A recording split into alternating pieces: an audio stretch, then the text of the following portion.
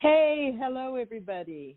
Welcome back with guest Captain Randy Cramer, learning about your non-humanoid galactic neighbors. Captain Randy Cramer, super soldier for the U.S. Marine Corps, Special Sections, is back. And he, as most of you know by now, has been on the Intergalactic Space Station conversing peacefully with non-humanoid extraterrestrials, as well as on Mars. Today, Randy is here to share his experiences, expertise, and knowledge of insectoids, antids, tree frogs, cephalopods, avians, aquatics, raptors, reptilians, centipedes, etc. So welcome back, Randy. Oh, thanks for having me. Excuse me. Thanks for having me, Marilyn. No problem. It's fun to have you always. So how about we do this for a general plan, if this works for you, that I will name, for instance, a different humanoid species, but for each one, I'll remind you and have you give 6 specifics briefly about each one. For instance, the classic things most people like to know, like how they look, their speech, their greatest ability or expertise, their longevity, et cetera, et cetera. Does that work for you? Probably. Okay. We'll just flow with it and see, okay? Yes, probably. Okay. So let's start with I think first, I understand, if I remember correctly, that there are 2 species that have worked with the Marines. So could you describe the ones, I think they're referred to as the brawn ones or the children of light? Would you tell people about that? They're very old. They're very smart. They tend to be pretty short, like under 4 feet tall. The heads are kind of boxy, pretty big eyes. Reason they're called bronze is because the kind of their skin color is sort of bronzy color. They're kind of like a real deep metallic bronze, not like a bronze, tan person, but like a fairly deep metallic kind of bronze sheen to their skin color. Super smart. They live millions of years, like an individual person of their species will live for millions of years. So they have a pretty long-term view of things. Tinkerers, in the sense of those that like to tinker with genetics to improve species. Yeah, they're pretty cool. I like them.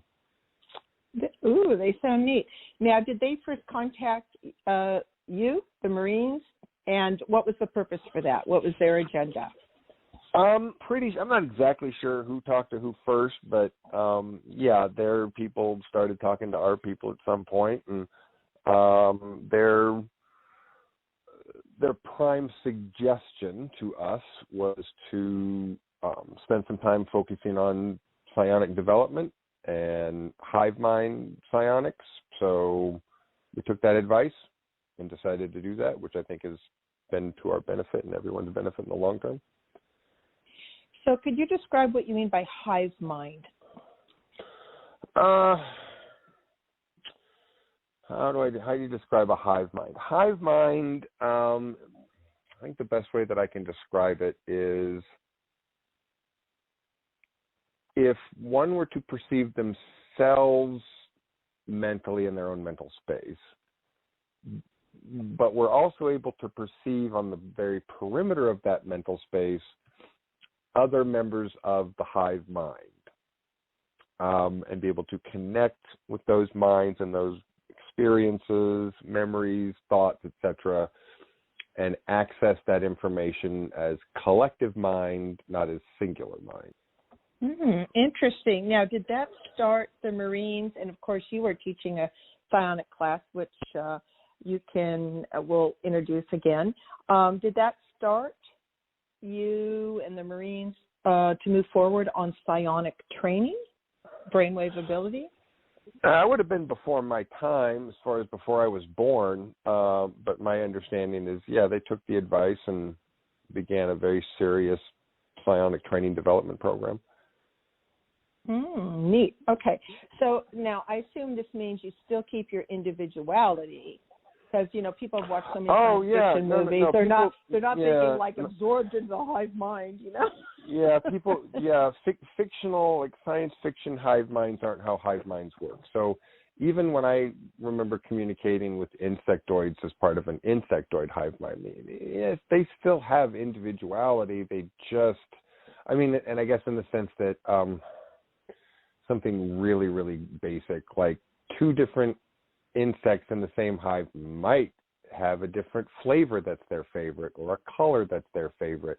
But the main sort of distinction is twofold: the ability to access collective information and to act in collective interest, which also means the inability to act against collective interest. So a member of a hive mind would never do anything against the hive, would never act against the hive, would never threaten the hive, would never threaten anyone else within the hive, and would never betray the hive.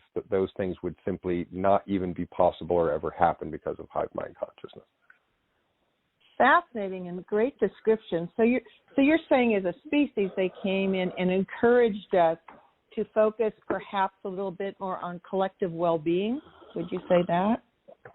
I'm pretty sure they made it pretty clear that if anyone had the designs of wanting to be a Type 1 civilization, that was going to be a requirement. Okay, and folks, Type 1 is one of several types that is, I believe, the first stage where we move into more advanced, and we're not even quite there yet, are we? Oh, we're not even close, no. Yeah, okay. That was encouraging us to move forward.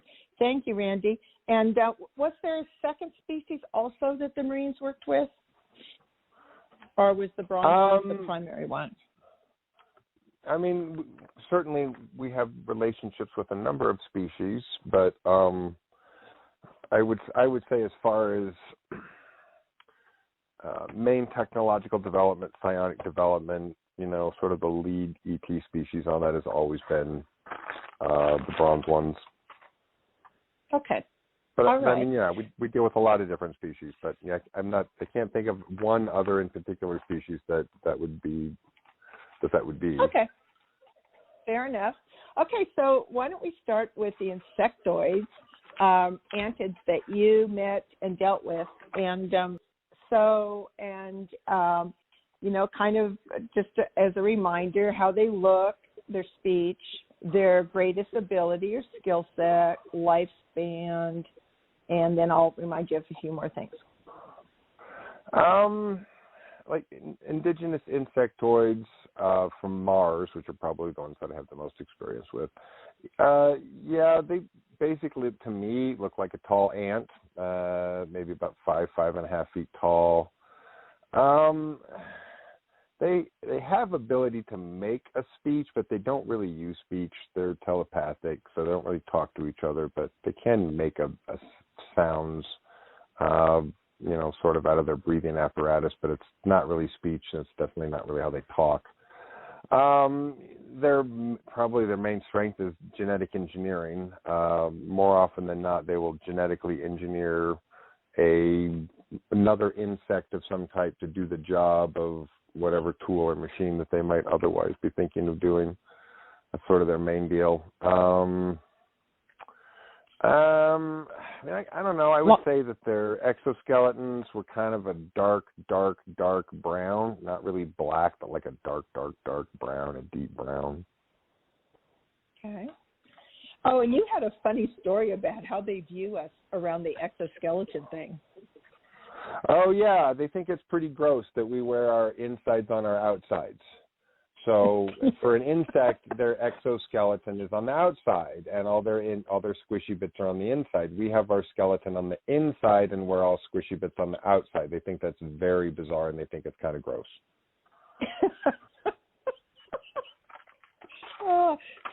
So they're probably more comfortable with you when you're in your armor, right? Oh, yeah, absolutely. Way more comfortable when you're wearing a suit of armor. That seems way more natural to them. They're like, you wore your exoskeleton today. So, yeah. Uh-huh. Which they are. Body armor is quite literally an exoskeleton. So it's not wrong for them to think of it that way, that we wear an exoskeleton when we go out into battle and so forth, because we do. That's absolutely correct. And so they were more relatable that way to them in terms of and our again, it doesn't gross them out as much to see our squishy bits on the outside. So, and their longevity is what about? I mean, that's hard to say. I don't know how long a drone lives, but they recycle, so death isn't really death for them. They're hive mind, so a drone dies, it's just going to get hatched out again later. I'm not exactly sure what their process for rememory for some cases is, if it's for everybody or just certain drones or how that works. I'm honestly not sure, but they basically recycle, so I'm not sure what their lifespan is. And I have no idea what the lifespan of a king or a queen would be, but I imagine it's a very, very long time. I would say probably it's got to be thousands of years, but I don't know. Yeah, and didn't I hear you mention a long time ago the queen is huge? Like I don't know. I've never got to meet one. And the indigenous the indigenous insectoids on Mars are not matriarchal; they're patriarchal. So they actually have a king. Oh. They are pretty big, from what I understand, but I didn't get to see it. I didn't get to meet the king. I had an anxiety attack and had to go stand outside. So. Oh, well, that's honest. Well, I know some. Well, there was a big old giant centipede in the corner, curled up like a kitten, but they're about 20 feet long, and I tended to not really like them. So, it wasn't threatening or anything. It was just like with less than 6 feet away from me, curled up, sleeping, and I was just like, oh shit, I got to go outside and get some fresh air. So I didn't get to go meet the king, but that's okay. That was all right. It's okay. I can deal with that. So was the centipede like a guard, and it was a centipede something that they engineer, or is it its own species? The centipedes they engineer, and they're mainly used for combat, and so they're big, and that mandibles a meter wide, and they suck. Yikes. Well, I can understand why you needed a little break from that then. For sure. I did hear, I think it was from another augmented or super soldier, where they were dealing with something. I can't remember if it was Mantids or along the insectoid, and there was a queen, and she was purple in color, I believe, and they said she's like 20 feet long and 10 feet high, so that's pretty big. But I don't know. Sounds like I'm about not clear right. That sounds about probably physically proportionately correct. Yeah, I mean, it really depends on the species, and I'm just not sure. Exactly. Now, would you be comfortable? This story cracked me up, but more than that, it shows your ethics and the greater purpose that you were trying to also accomplish, rather than just protecting. It was the dare, I think, your first wife gave you. Your first wife was a Marine. She gave you a dare towards the Antids, didn't she? You know what I'm talking about? You were walking with a small patrol? we were on patrol. Yeah, we were on patrol, and they were outside, just kind of standing around, kind of like bringing boxes out and laying them out in the sun or something. And they didn't seem to have much interest in what we were doing, and we weren't that far away. And I kind of risked getting a little closer, and they still didn't care. And somehow I just thought, well, I don't know, maybe because there's so few of us, we wouldn't be considered threatening. And I suggested to the squad, I was like, maybe I should just walk up and say hi. And my first wife was like, oh, yeah, do that. I want to see you coming back here carrying your arm and your other arm, screaming. She was like, oh, yeah, I want to see that, because she was precious.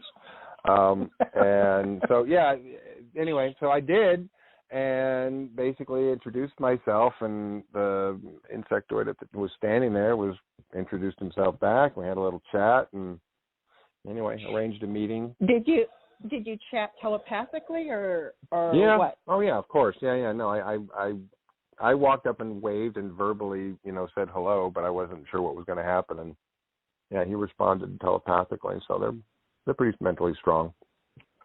That's very brave of you, and it also shows that it seems like they're not so attacking as they're more defensive. Is that their strategy in general? For them in particular, that's difficult to say. They have a complex understanding of what's good for them and what's not good for them, so their ethics and their morality aren't based on the same things that ours are.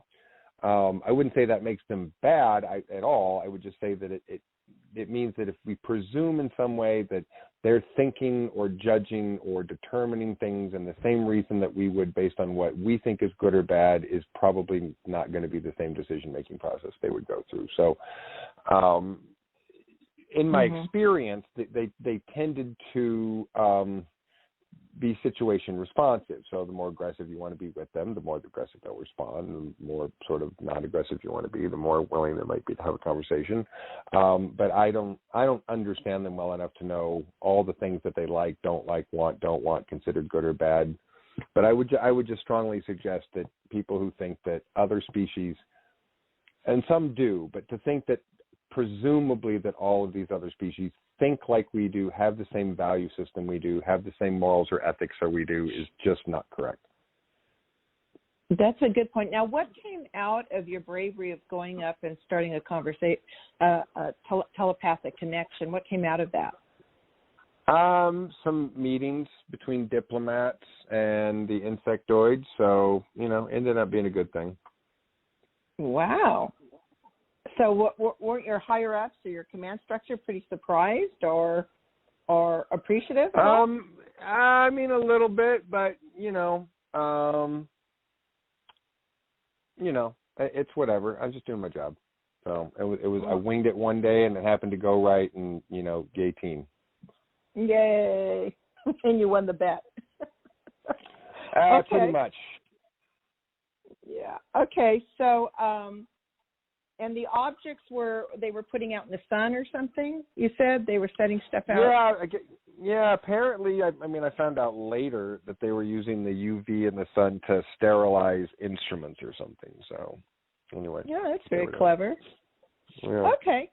And have you also telepathized or met a mantid at any time, which to me are different than the Antids? I'm not sure who exactly you mean by that. I mean, there really aren't too many other insectoid species that I've had conversations with in a casual environment or in a field environment like that. So, okay. Yeah, I mean, people kind of use different terminology interchangeably too, as far as insectoids, mantids, antids, or whatever. And those are terms people are going to have to get a little more clear on when exobiologists come along and straighten people out on that stuff. But yeah, I haven't had too many other diplomatic conversations with insectoid species. Cool. Okay. Well, thank you for educating us on that. And are we in active trade with the insectoids?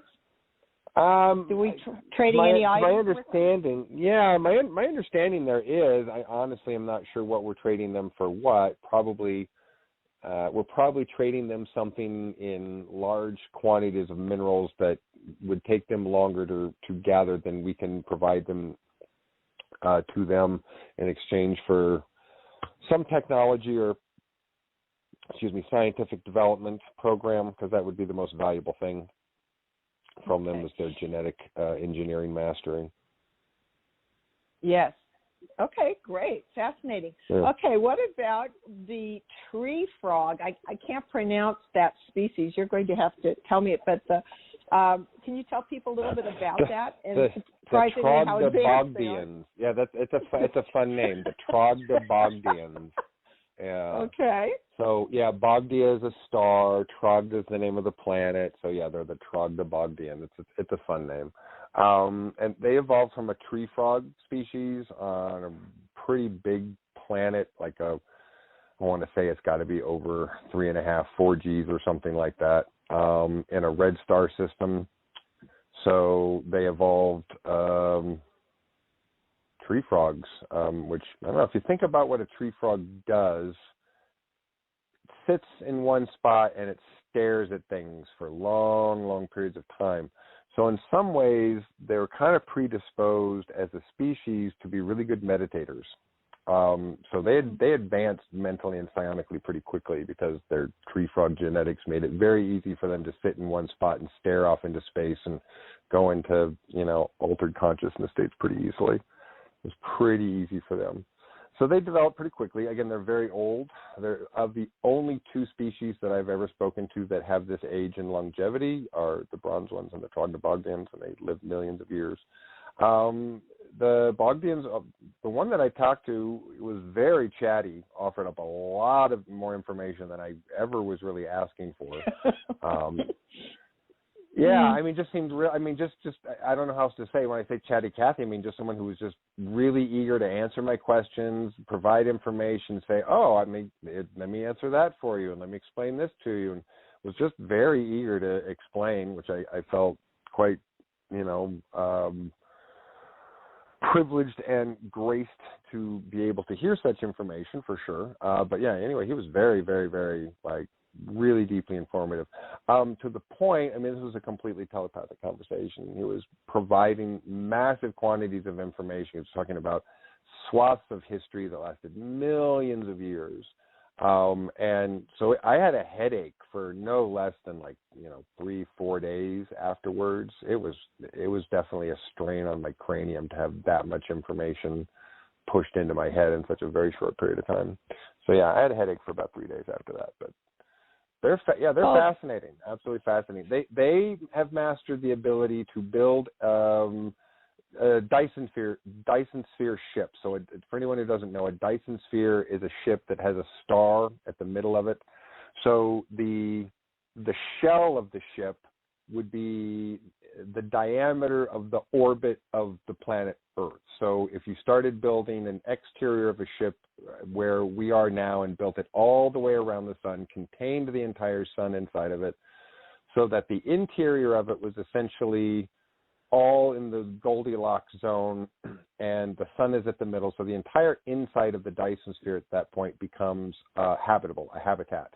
So if, for instance, we were to build a spaceship with our sun at the center of it that was at the position of orbit where the Earth is now, but more roundish instead of oblongish, we would have a surface, livable surface, green grass, trees, livestock, fresh crops, etc., with the sun at the center of it, that would probably easily habitate.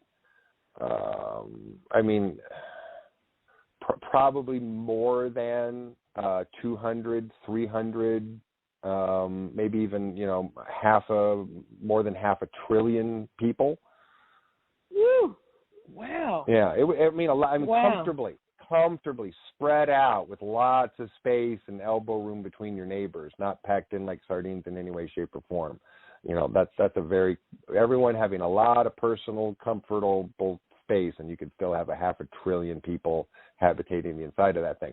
So then imagine that the ship itself, the fuselage of the ship is fairly thick. It has layers, which has compartments and places that are massive amounts of physical space. That's not just your surface area, sort of livable, habitable, growable space, including the ability to store, build machinery, tools, use magnifiers to magnify the power of the sun as a weapon, so that you can essentially have a cannon that fires from this Dyson sphere ship that's using the power of the sun and could pretty much vaporize an entire planet, in about, a couple seconds.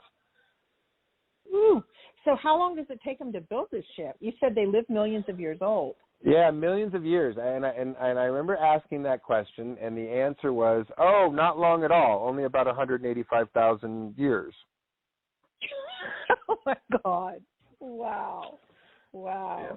So they're obviously known for their brilliance and longevity then. And extroversion, I guess. Yeah. Oh yeah. Now, absolutely. Are they as agile as the Insectoids are? Because I know the Antids can use like very ambidextrous, can use like 3 or 4 hands at once or something. Are they like that too? Yeah. Wow. I'm sorry. Who you were talking? The Bogdians, the Trogdobogdians? Yeah. So as a evolved tree frog species, they're bipedal. They stand on 2 legs. They have 2 arms. Their fingers are kind of squishy. They do have little suction cups on them. They can grab stuff with them.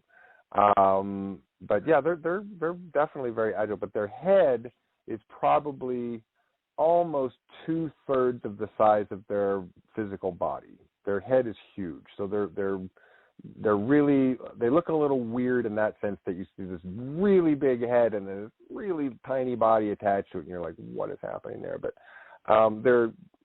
Apparently, that's sufficient for them. It works for them. The body motors them around and does what it needs to do, and the brain and the head part is more important. But that's where they've evolved.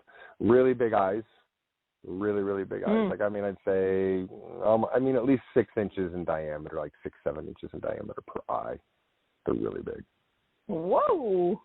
But yeah, they're really big.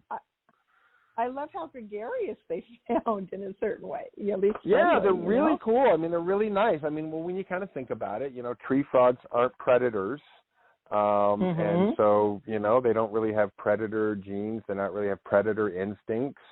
They evolved in a way in which their ability to evolve from predators in their own environment was something that they could sort of relatively easily do, and they developed very quickly.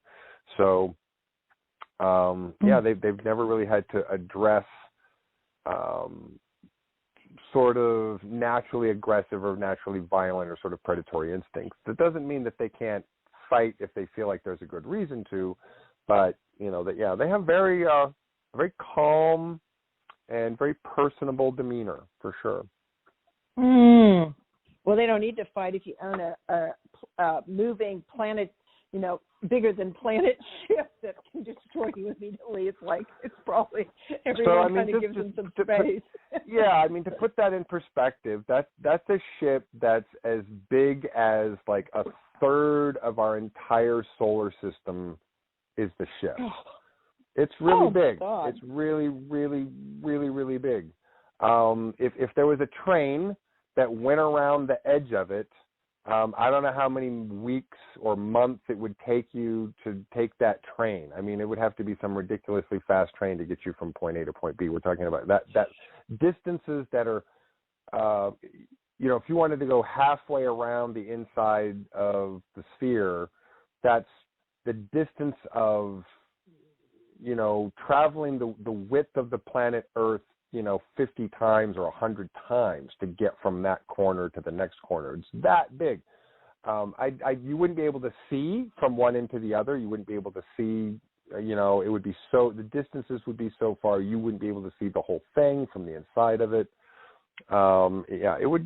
It would have its own weather. It would have clouds. It would have rain. It would have lightning. It would have its own weather, sunshine, and breathable air, crops, animals, farms, cities, homes, everything, anything and everything that you could possibly have in a organic, livable environment. Wow. Well, so one of the most brilliant and advanced, obviously. What about definitely? They're only that I'm aware of a very, very, very tiny number of species who have mastered this skill to build these ships this big. Very, very few that I'm aware of. So if you can build one of those, you're kind of top dog.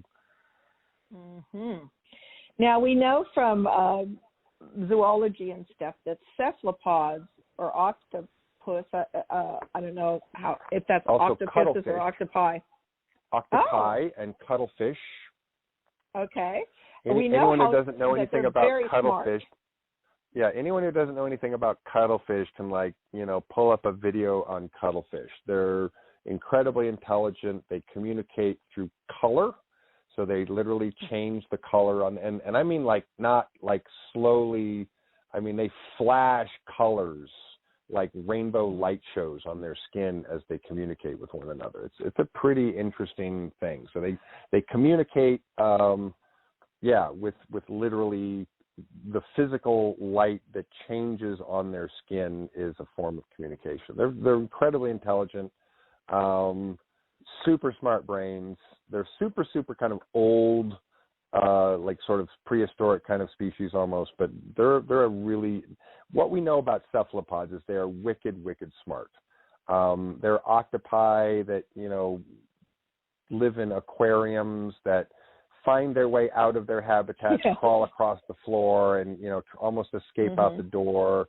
You can take you can put a fish in a jar, tighten up the jar super tight, hand it to an octopus, and the octopus will figure out how to open up that jar and get that fish out of it. They're really, really smart. I watched a fisherman fishing boat that caught an octopus, and the guys on the fishing boat were trying to figure out how to pick it up or what to do with it. And the octopus found a hole where a drain hole at the edge of the wall of the side of the boat. Where it wasn't. That's not the hull. This part of the boat is on the deck. So where there's essentially, I'm forgetting my Navy terms, but there's when you have a it's okay. It's like a little wall, but it's not a little wall anyway. And so there's a little tiny hole, and it's maybe 4 inches wide, and it's maybe 2 inches high. And this octopus is, probably could stretch out 6 feet wide. Its head is probably, 9 or 10 inches in diameter. It squeezes an arm through that hole and then squeezes its whole body through that little tiny hole and escapes back out into the ocean. Squeezes its whole body through a hole that's like 2 inches by 4 inches. Yeah, so they have no bones. So they can squeeze through, a tiny little space. They can open up things. They can crawl out of stuff, and they live, outside the water for really extended periods of time.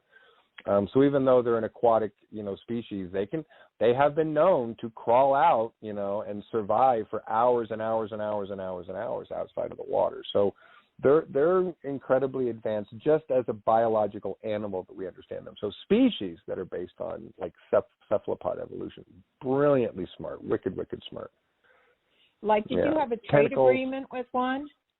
Did you ever do a trade?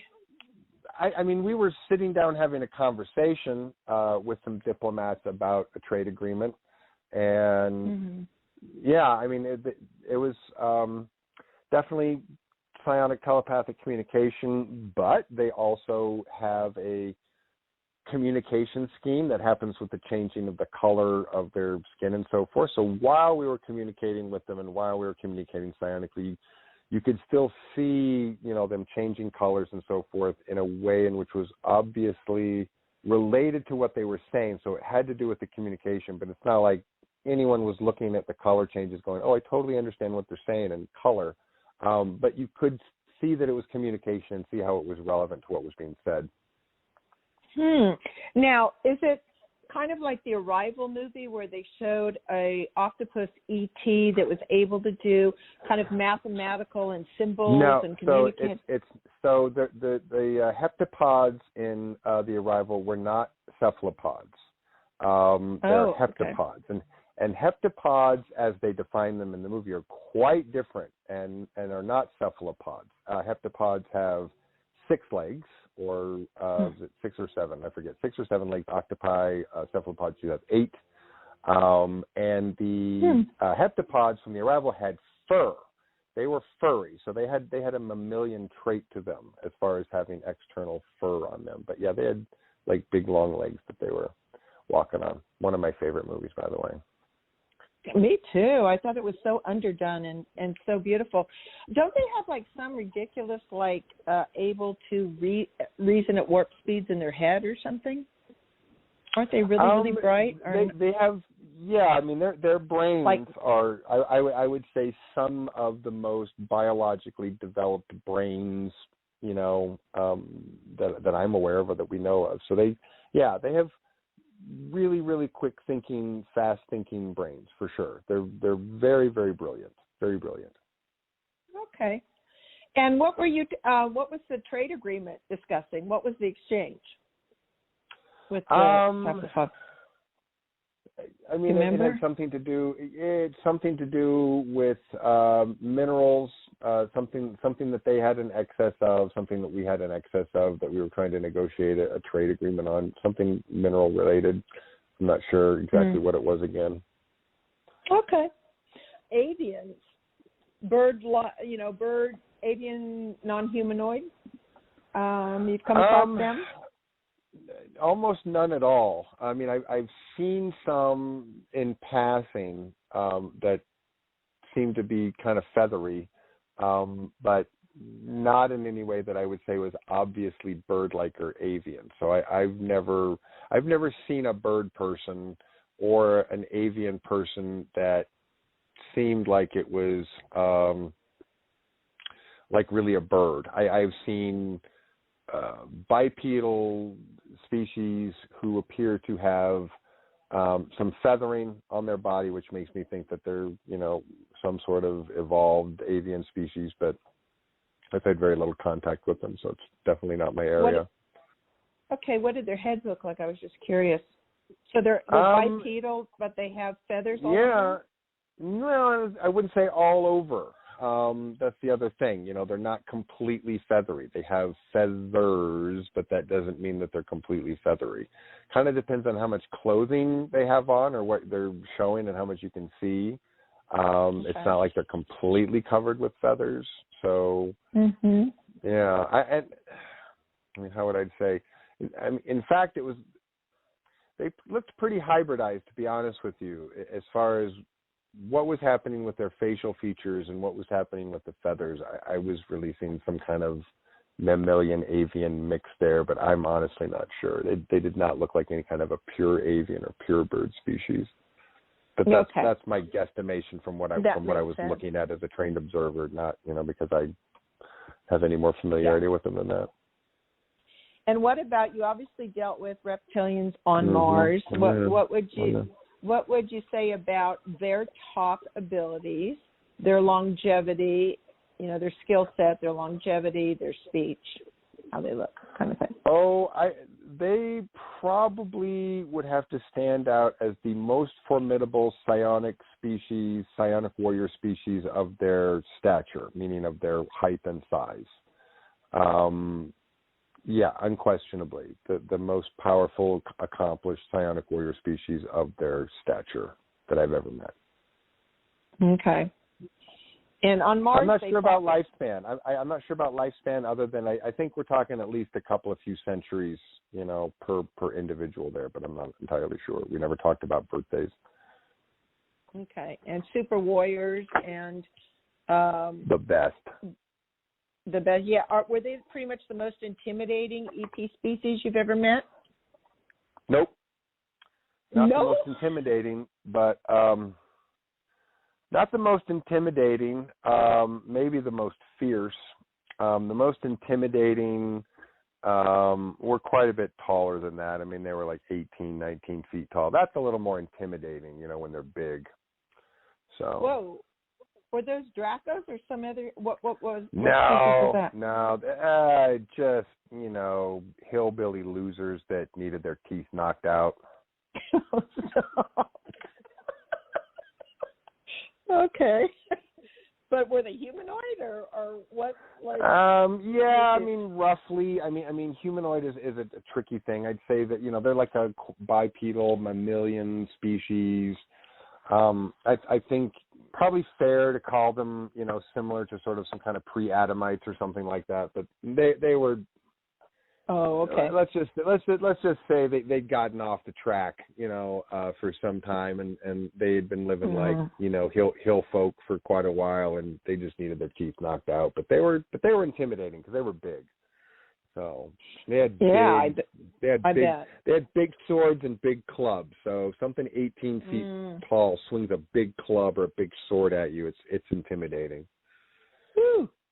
So kind of more like giants, obviously, in a way, the way you think of as giants. Well, okay. So the intergalactic average height is 16 feet.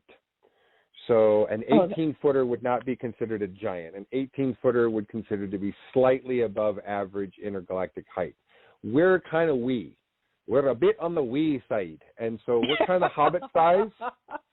We're kind of hobbit size, really. Like in the intergalactic average, we're kind of hobbit size. So we say giants, but really, that might just be average or slightly above average to us. Because 16, 18 feet is in the average zone for sure. But we're on the wee hobbity side. That is so cute. Okay. Yeah. That makes sense because I had dreams of me at 18 feet, so that's pretty interesting, whatever that was about. Somewhere else. Yeah, probably. Yeah. What about, have you heard the term diamond spiders, where armor was made from, they either have armor on them, these huge spiders, or made from diamond or something? Does that make any sense to you? So we're talking about an arachnid species, not an arachnid animal. Okay. an arachnid species that uses some kind of diamond armor or wears some kind of diamondy armor or something like that. Is that what you're trying to describe? Yes. Yeah. Huh.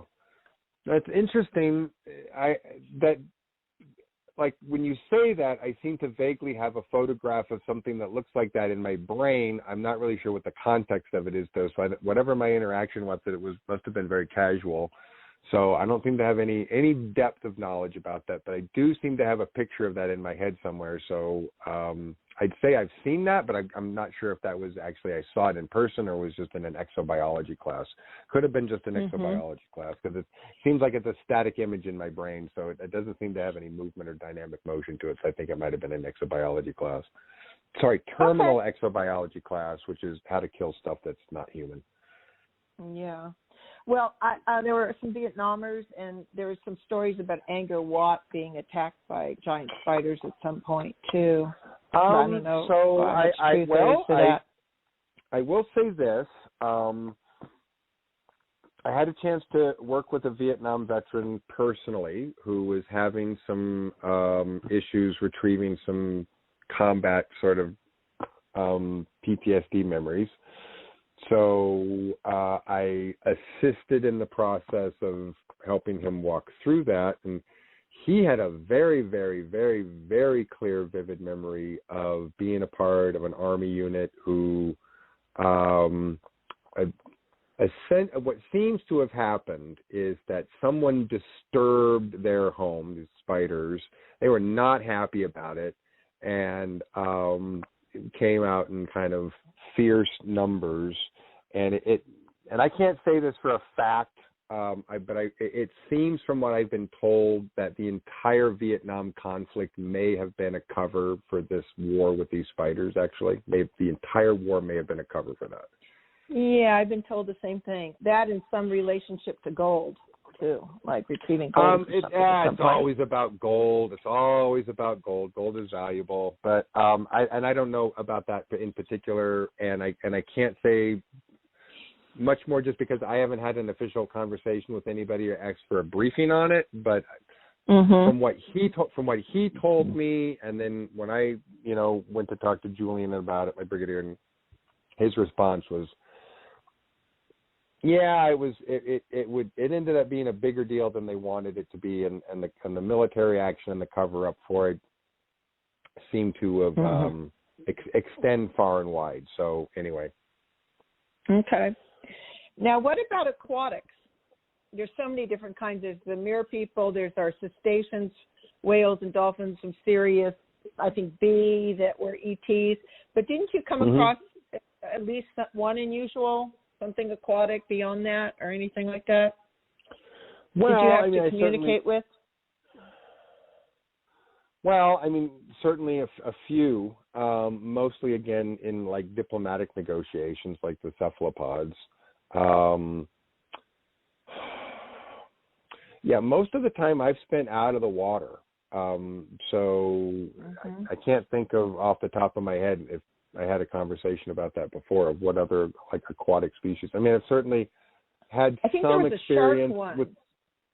Well, okay, so it was kind of had a shark body, and it kind of had tentacle arms, and kind of a shark head, and kind of floated upright, like the tail down at the, like almost like a cartoon shark would, like with the tail down at the bottom or at the feet, and like upright with the head sort of facing towards you. It was kind of like that. Yeah, I'm not really sure. No, I mean, it was more like, to be honest, it probably, again, no more than probably between 5 and 6 feet in length. A little tricky to tell because it's floating there, but I'd say it was, about my ish, a little shorter than me, or maybe about my same height.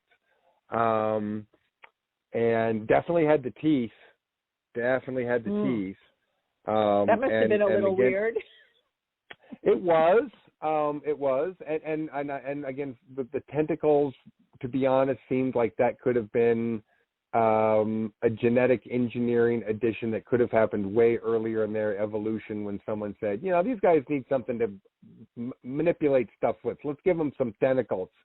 and replace a couple of flippers with with tentacles or something. So the tentacles seemed a little out of place, but at the same time didn't look like they were stitched on or something. I mean, it looked part of how they developed and grew and evolved. It just, I'd never seen anything like that on any kind of other fish like that. So my guess, this is just really out of nowhere, that there's some, genetic engineering, or again, some merging or hybridization of species in there, some mixing of genetics. Oh, of course.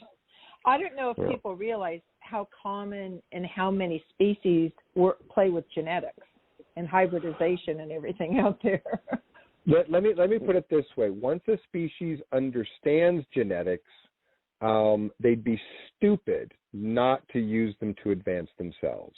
So most species, once they figure it out, use them to advance themselves, because, again, they'd be stupid not to.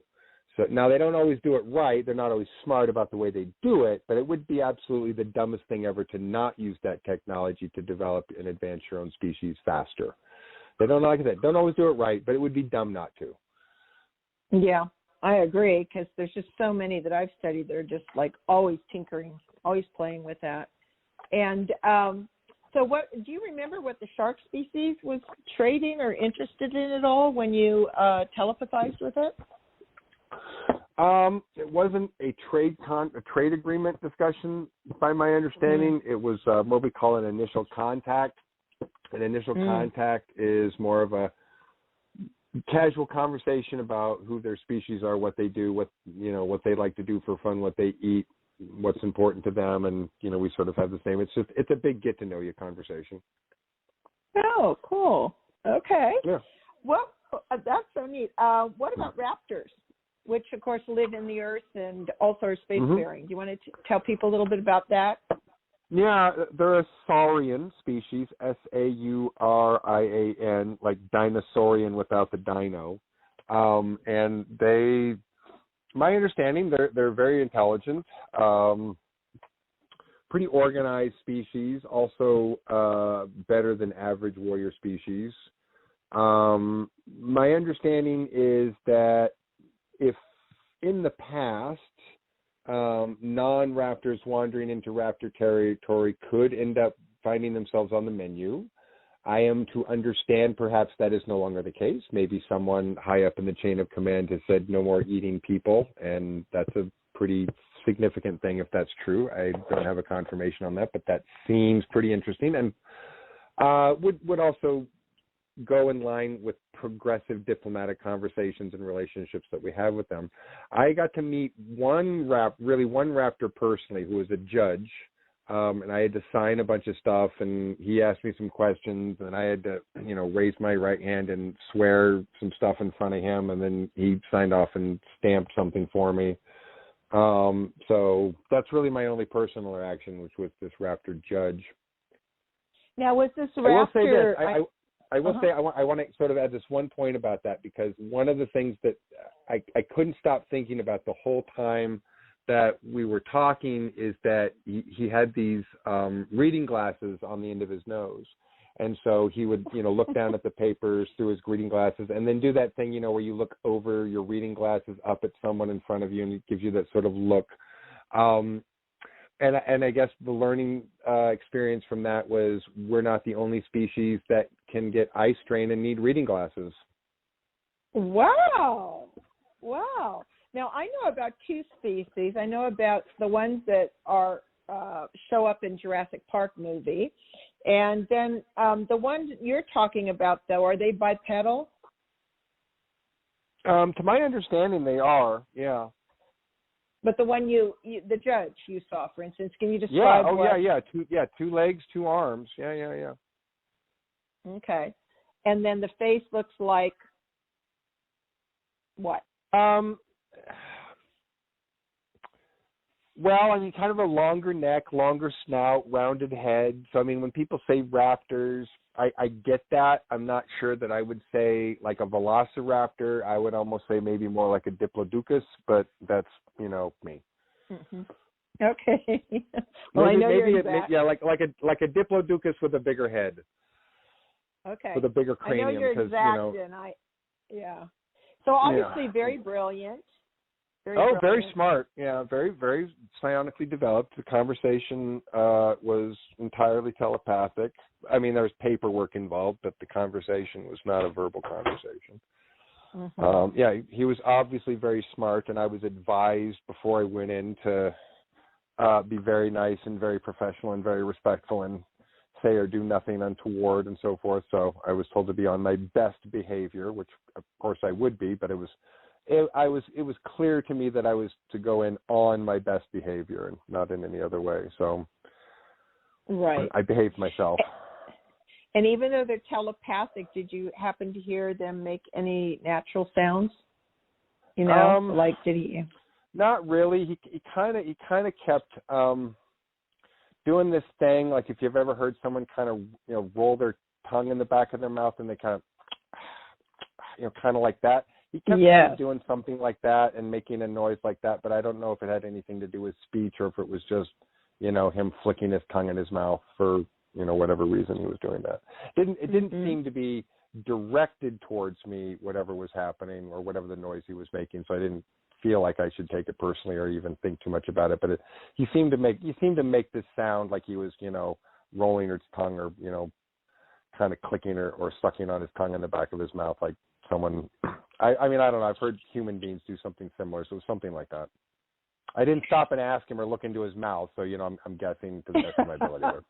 Well, no, because you were on good behavior, of course. Exactly. Yes, that would have broke the be on your best behavior rule. Yeah. Exactly. So let's finish with this. What's the most unusual ET species you've ever met that you can share? Or, Unusual is a pretty interesting. I don't know when you say unusual. Of course, that's true. I mean, that's a tricky word, so I'm not exactly sure what's the answer to that as far as unusual. Because what's how usual, about one what's that got you by surprise? Like really, could be their abilities. It could be a surprised ability or a skill set or anything. That's a tricky one. Unusual. Okay. So I did meet a mineral-based species, meaning they're not carbon-based. And I'm not even sure they were silicone-based. They were some mineral base of properties that allowed the construction of what are the equivalent of organ cells, fluids that move through a body structure, but the body is a mineral structure. And so the females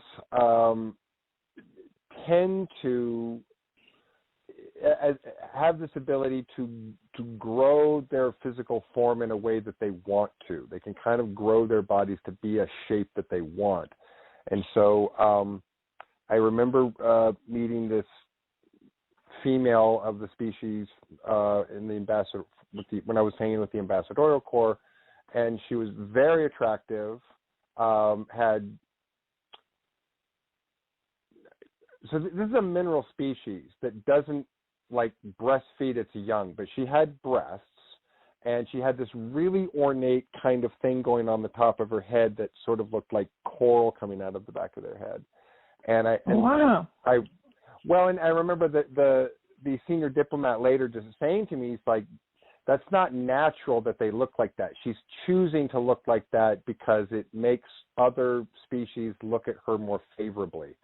So she basically is choosing a more physically attractive, appealing form, mostly to other humanoids, in order to sort of be a better diplomat. So she kind of changed her physical form to alter itself from what her normal sort of figure would be in order to give herself some kind of mammalian female figure, and with the kind of trippy coral hair thing going on, because she knew that it was more visually appealing to certain species, and therefore they would find her they would find her more tolerable to talk to. If in a very makes total mechanical sense. way, that was her whole point of doing it, was like choosing to appear in a certain way because it was better for her as a diplomat and, got her more conversations with more people that got more productive results because she had boobs and hair. Mm-hmm. Well, Randy, but she was gorgeous. But she was absolutely gorgeous. But, yeah. but I thought it was super interesting that none of those were like organic features that she was born with. She chose to alter the mineral structure of her body to look that figure. Which is fascinating. She was absolutely gorgeous. She was absolutely gorgeous, no question. Like absolutely beautifully gorgeous. And again, made out of minerals, but like a sculpted marble statue. To be honest with you, I mean, she was just gorgeous. Wow. Well, thank you so much, Randy. And I know we could go on forever with so many species out there, but I would like you to share with people where they can contact you for sessions and also talk a little bit about your soon-to-go public psionic class you're offering. Yeah, my website is www.covertspacecowboy.com. Facebook page is Captain Randy Cramer Facebook page. Either of those places, you can find links to my consulting calendar, links to the psionics class, which is all about psionic self-development, self-mastery. It's a multiple-part, multiple-section course that we're still finishing the curriculum, but we've got the first 2 levels and 8 lessons up at the moment. And I think from what my team member Tim told me yesterday, we're ready to do the full launch to everybody, and we've done sort of the beta class this last month and feel like we've worked enough out that we can throw it forward, but I haven't checked if we've actually hit the super duper launch button as of yet, but any minute now or within the next 24, 48 hours, that should be official. So anyone who wants to get information about that, sign up, email me or whatever, that's the place to get all the links and information to me. www.covertspacecowboy.com. Great. Well, as you know, I'm taking it because I think it's very important to develop our psionic brainwave ability so that we can advance forward, since so many of the other species all use that. Don't you think? I mean, let me be clear. Not all of them do, but those who do have a distinct advantage. And again, if we ignore distinct advantages, we're being a stupid species. So just like learning to alter our own genetics, which obviously we're doing, my genetics are altered as a species because we've altered our own genetics. But if we don't take advantage of something like psionic development as a species, we're limiting our ability, limiting our scope, and handicapping ourselves in a way that is really, on a species level, stupid. So if we're smart, we'll want to develop those skills. If we're dumb, then we'll do the things that will sort of prevent us from wanting to develop those skills. And I would even go that to an individual level. Smart people will want to develop themselves. Dumb people will somehow want to convince themselves and anybody else that they don't need to develop themselves, or that it's not important, or that they can't. But smart people want to change and develop their psionic abilities. That's the thing. Great. Well, thank you so much again for your precious time, Randy. I always have a blast with you. And Randy will return in 2 weeks for the last part, where we're going to have a surprise involving what it's like to run an avatar body. So you guys all might want to watch the movie Avatar to prepare for that, and we'll be adding a few other things to it. So thanks so much, Randy. I'll add one better movie than that. Anyone who wants to really watch a movie about teleoperation needs to watch Surrogates with Bruce Willis. Oh, cool. Okay. I'll do that. It's a much more technological conversation. Anyway, have a great one, Marilee. Thank you. Thank you, love. And everyone else, upward and onward.